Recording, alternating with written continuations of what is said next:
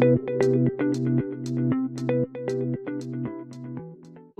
to the GCC Podcast presented by Gateway. Today we are delighted to feature Lokesh Natoo, a seasoned transformation leader whose journey spans telecom, mobility tech, and real estate intelligence. Currently serving as the India head of Altus Group, Lokesh brings over 15 years of leadership experience across global operations, analytics, and strategic growth.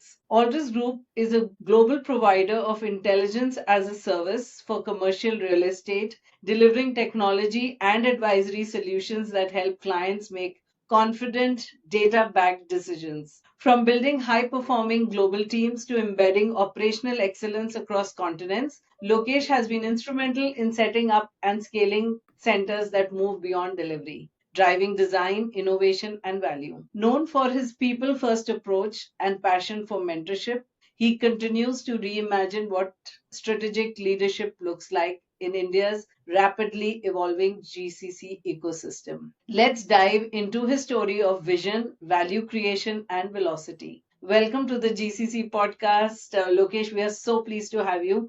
And I know, apart from all that I read, you are very approachable and easy to talk to. I've met you at a couple of events and it's been a pleasure. Thank you for those kind words.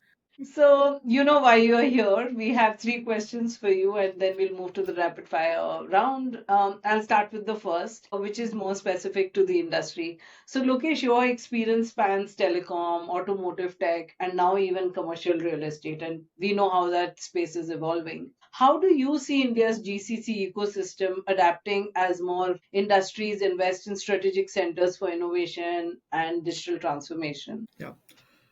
So, I have a little experience around 15 years, but luckily, the three companies that I worked for had this concept of GCC, and back then it was not GCC, right? So, when we were in telecom, I worked in Vodafone Idea, we had a concept SAC, Shared Service Center, and it Yes. used to be back end issues, trivial issues, transactional in nature. Okay. The subsequent company I worked for, startup of Europe Assistance in e-commerce automotive, where we were more than 5 countries. We also expanded our model in Europe beyond Southeast Asia.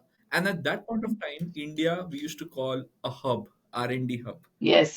And slowly we started understanding that the core is being developed here. And right now, where I work, Altus Group, we are present in 20 plus countries. We are actually celebrating 20th year. India is 2.5 years young. And I can tell you, in span of these years, we crossed 300. And we have the biggest technology and the analytics delivery function right now in India, Okay. which is central to the company. So what we are doing right now is the end product, which is development of the product and data that goes in. Like you mentioned, intelligence as service. So it comes with Yes. humongous amount of data. And on that, there are software tools that work upon. And now we are also establishing a lot of central teams here, like finance, marketing, and they cater to, the global needs. So in a way, if I quickly relate to what I said, from a very transactional tickets to, core work to actual work. This is the real show that what happens. Our CEO had visited 2 months back, and he mentioned everything that happens in Altus happens in India, apart from the head office.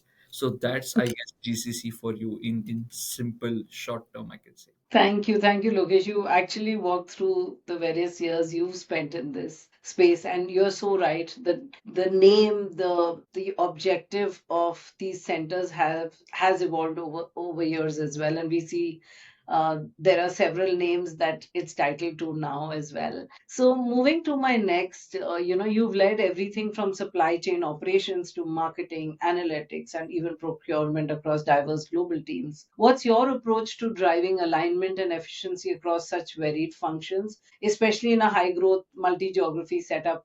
And that reminds me, you can touch upon the org structure you were talking to me the other day when we met face to face. I thought that was extremely interesting and needs attention. For sure. Oh, thanks that you remember that. So it's great. Yeah, first I'll address on the multi functions that you mentioned. Uh, I essentially believe all of us start our career from one particular path, right? Somebody starts from treasury, someone starts from procurement, sales. But eventually, it's like why is that 45-degree line? You start with a particular skill, and the upper triangle goes smaller, and the lower triangle of management soft skills keeps growing up. right? Yeah. So essentially managing functions such as, let's say, supply chain, marketing, analytics, procurement, TQM, what it primarily needs is you need to have interest in that function, first of all. Geographies can be any, it's just setting up context, right? Geography or maturity of function is also a context that comes in. And eventually you have to manage a whole outcome, that what is it that you look forward to. I really like a lot of theories and models that keep on coming, but at the core of any work that I do or we do, I always feel it has to be simple, and we all need to explain this to a literally fourth standard kid, that what you do at work. If we all of us are able to do that, we are actually able to make impact in Simplifying. simplified manner. Yeah. If that's not Yes. happening, in a way we are confused, if we are not able to get the impact of what we are doing. So yeah, setting up these functions, building them up, is something that I've really enjoyed across the industries. And whole of that, if I can link to org structure, is I've always tried to connect people with profitability. Don't just add Okay. people because you can add them. Don't just add them because you have budgets or you have a GCC Yes. tag, or then Yeah. there are a lot of people pumping in. Try to have an org structure where your all people are connected to profitability, and it's not only sales. For every function there is an ROI, and do you meet that? Have a dashboard, have span of Mm. control, which are very important. So generally span of control we talk about 1 is to 8, 1 is to 6, depending on functions it changes, 1 is to 10, etc. Mm. But org structure primarily comprises of humans and different levels of humans, right from a junior level member to a CEO. um, Mm. the conference that we had met, we spoke a lot on AI, a lot on Gen AI automations. So nowadays, I'm actually working on this, and I really like the direct conversation that we are having. Nothing is like pre-fetched, or we have thought of Yes. something. It's pretty direct. So what I always feel Mm. is we all should now start thinking of, this is my org structure, and in this Mm. org structure, let's say I have 10 boxes. Out of these 10 boxes, my 3 boxes are going to be replaced by a machine or an automation, AI, Gen AI, whatever you call it, RPA. And then if I color code it, my blue boxes are humans, and then 3 green are for tomorrow, let's say 2 years, 4 years, Yes. 5 years down the line, they're going to be not roles for humans, how well prepared I am beforehand. And imagine what you stop by doing it. First of all, you save those budgets of those people. You start investing in tomorrow, and you never go with the downside of any organization. You have to fire someone, you have to dilute few roles. And if all managers or leaders start thinking that, when it has nothing to do with leaders, even a ground level worker can think of, "Yeah, Yes. whatever I'm doing, this 70% will remain with me, but this 30% will get automated. So do I get Yes. more 30% work somewhere to I'm aligned, or do I align with these tools so that I embrace it better?" So maybe it's time where org structure should not only have humans but also your automations or AI. And if we keep having it for next 3 to 5 years, I guess all will do a great deal, is what I feel. Great insight, Lokesh. I think this whole org structure with human and technology working together is probably the best representation. And I'm sure a lot of leaders tuned into the podcast would benefit from this. And, moving forward, that's how we envision the org structure of our teams as well. This takes me to the future trends, which is very aligned to what we're talking with AI, digital twins, and data driven design becoming central to real estate and business services. How do you see GCCs in India evolving over the next 5 years in particular? We are expecting a lot to change between 2025 to 2030. What mindset set shifts do you think today's leaders need to make to stay future ready? Oh yeah, it's a very pertinent conversation. One of the Yes. big change that I see on Indian landscape is, right now we hear this name Bangalore, Hyderabad leading up the wave, right? I see Yes. a lot of even tier. I mean, the other cities would catch up, but even the tier two cities would come in this race from infra wise. Talent point of view, we will never have any problem in India. I see a lot of collaboration that can come from the GCC industry to academic education, where we call industry Yes. academia relation, because slowly the concept of GCC outcome success, all of this is becoming a BAU. What is great story today, 5 years down the line, 2 years down the line, it's going to be business as usual, right?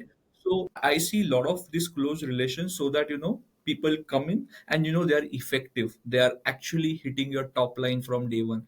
Those kind of ideas, I'm just giving one out of that. Yes. And when it comes to leadership, this is what they need to think of, right? That what can keep me ahead of the curve? What I'm doing Mm. today, everybody else is going to copy, right? Yes. Now, what stays difference is culture, these practices that you can do. And I always believe that the dashboards or analytics, we get a lot of fancy dashboard, a lot of colors, a lot of bars, but do they take you to decisions? Will continue to remain a differentiator between a great leader and a good leader, in my mind.